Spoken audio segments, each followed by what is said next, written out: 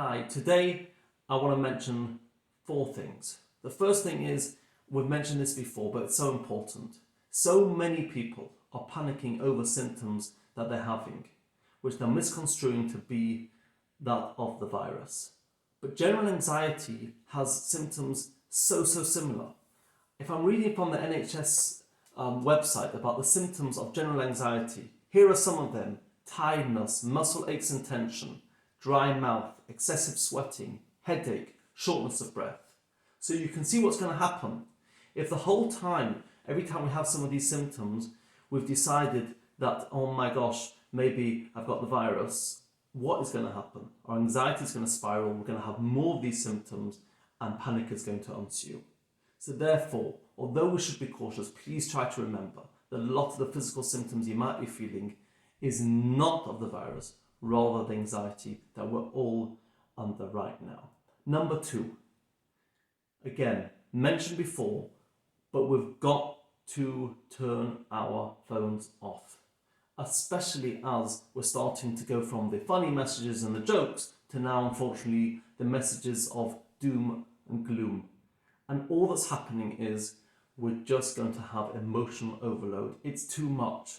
And the only way we can cope is to almost put a protective bubble around you, to be able to shut yourself off from what's going on in the world, at least for a few hours a day. If we don't, we're just going to get burnt out. It's too much for a person to handle. You've got to cut off from it, and we've got to put in place measures starting from now. So the WhatsApp groups and the notifications, which are just relentless, let's try to get a control over it so that we can be able to manage from now onwards. Point number 3, it would be great if children were to say, Mum or Dad, I'm feeling really stressed right now, can I talk to you about it? Unfortunately, they don't. So we have to increase parents' roles to not only being homeschooling and teachers, and they also have to become therapists.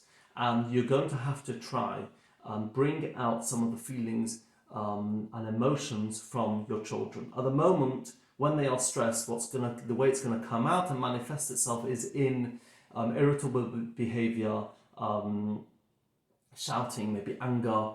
If we can start talking about the way they're feeling, then we can make them feel more comfortable and calmer. And point 4, and the last point for today, it's not easy. We're in a set of situations and circumstances that we've never faced before. We're going to make mistakes. We're going to be irritated. We're going to get angry with our loved ones. And rather than beat ourselves up about it, we have to try and just be understanding of ourselves. This is the first time we've ever come across this type of situation.